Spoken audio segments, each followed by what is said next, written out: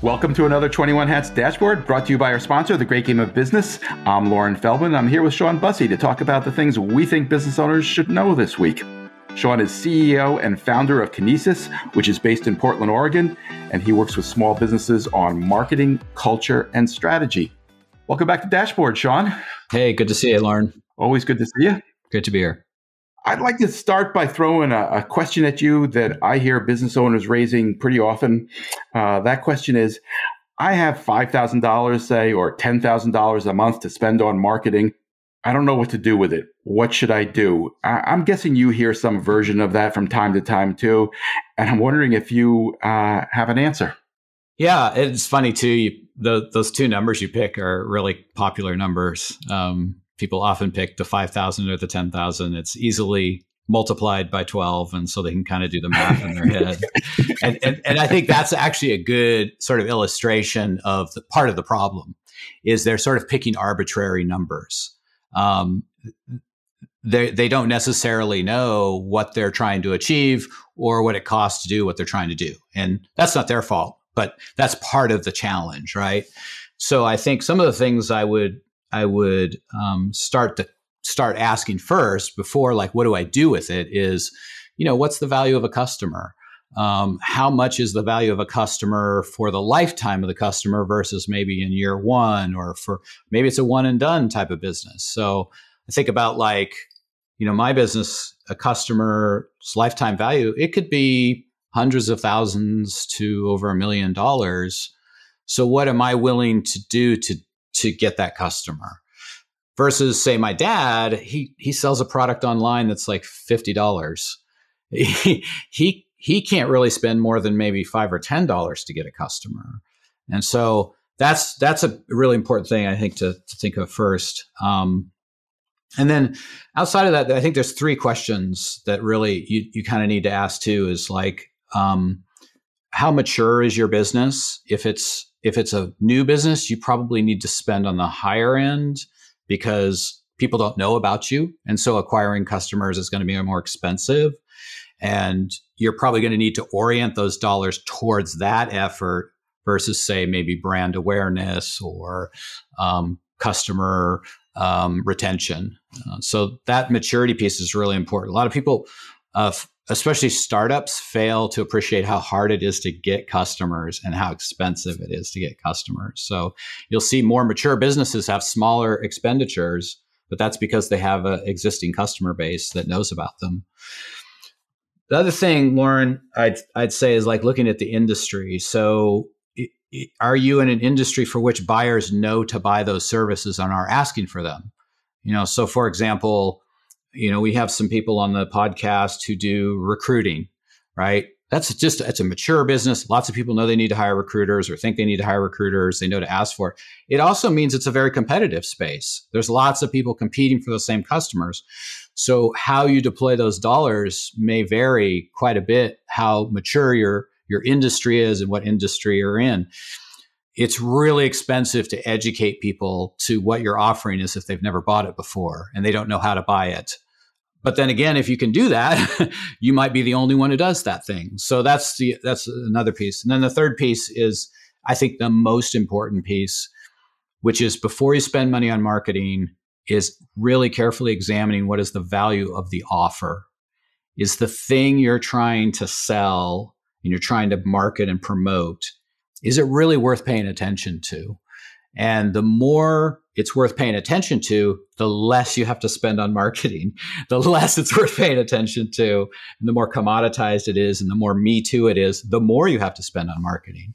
So those are kind of like three things: maturity, industry, and then value of the offer.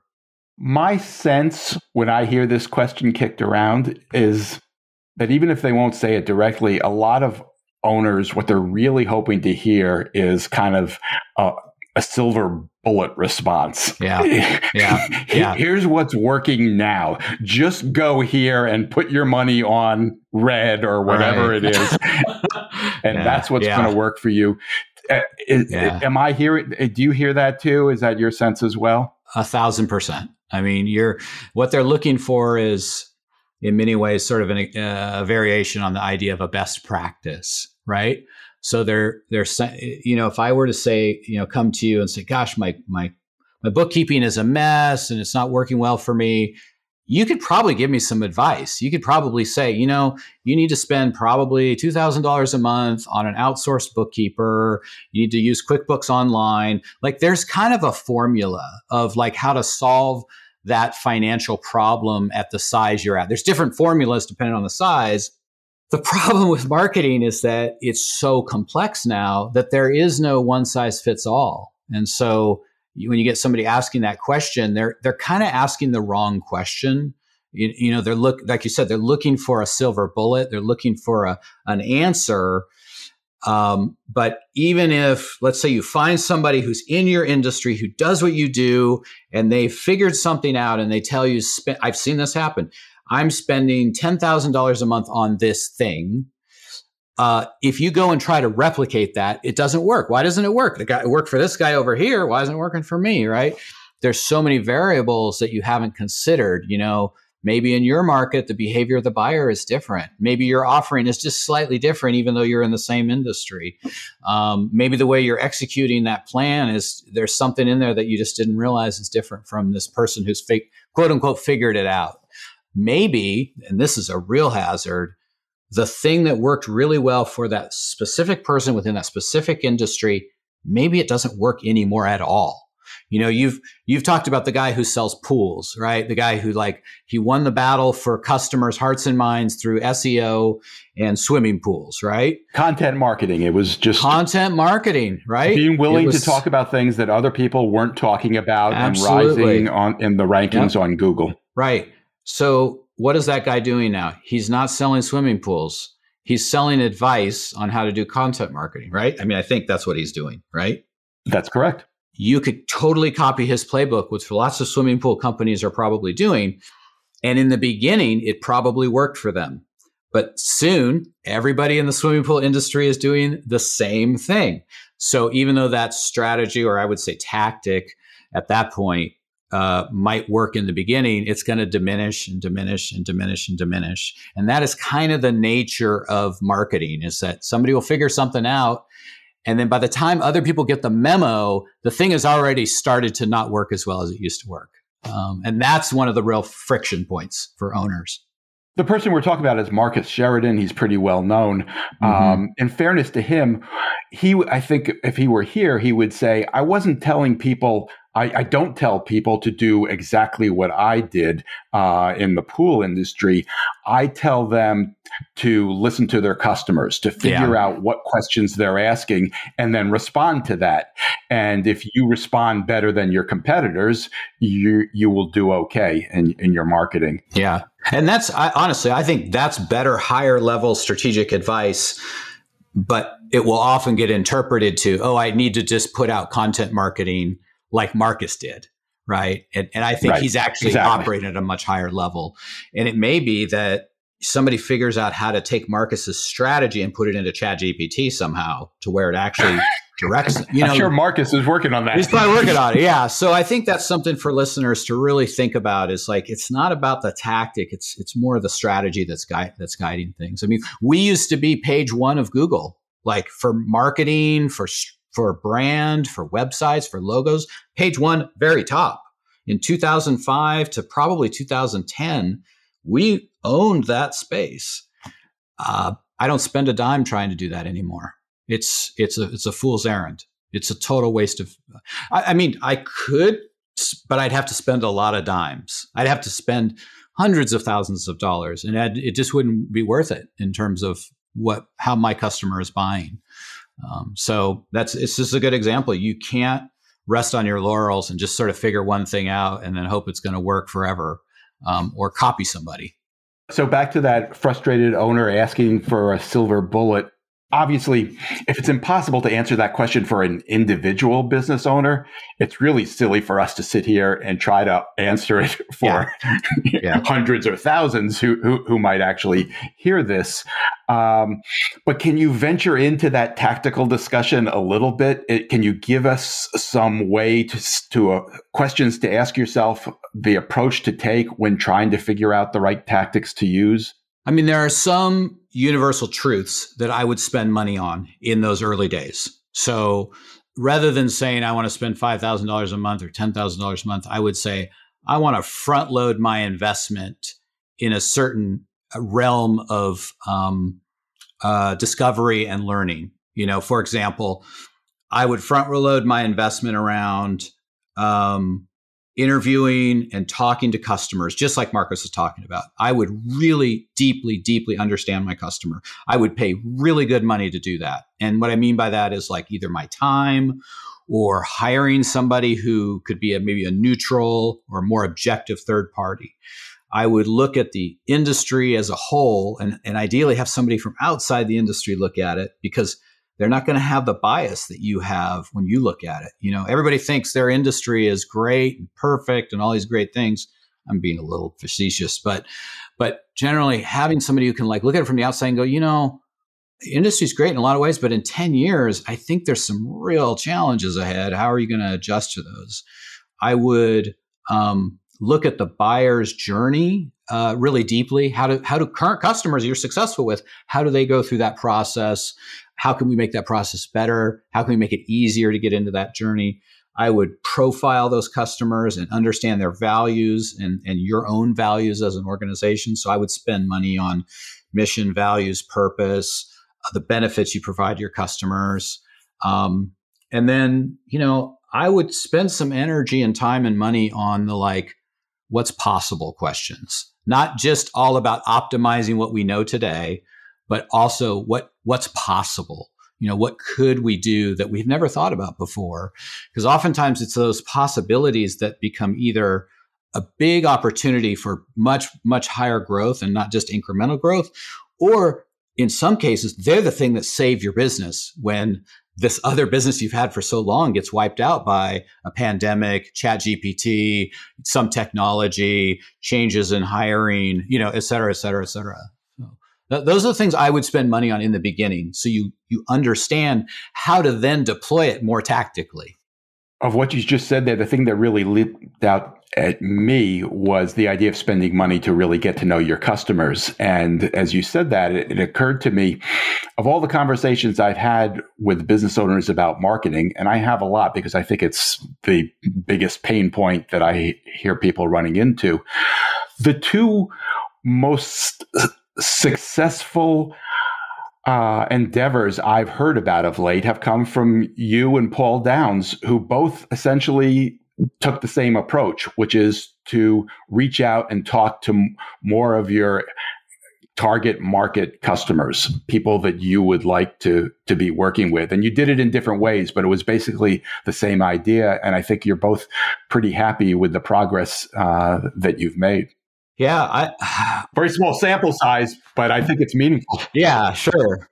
I mean, when my business was really in rapid growth mode, I was going from, 30, 40% growth per year. We're talking 2011, 12 for like a 5-7 year run.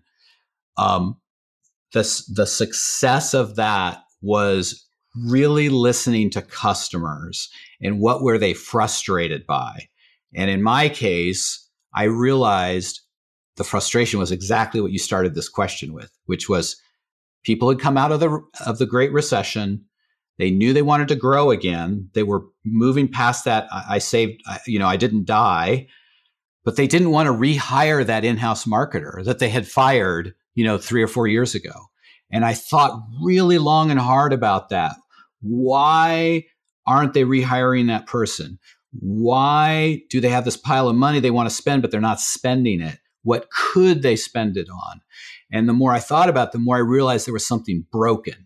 And the broken thing was that $60,000 spend, which they were deploying as an in-house marketer, wasn't being spent in the right way, that in-house marketer was under-equipped to deal with the complexity of marketing at the time. They were junior, they didn't have enough sophistication, and they didn't have a team to support them.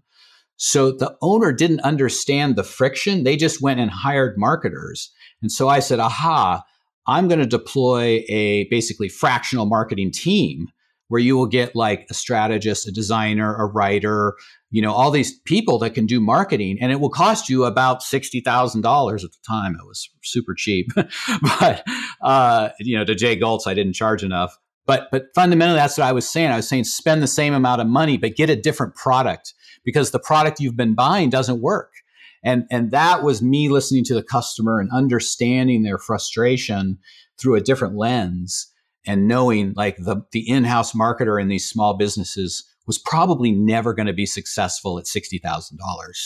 And that was like the key to our growth in those days. Very Marcus, listen to the customer.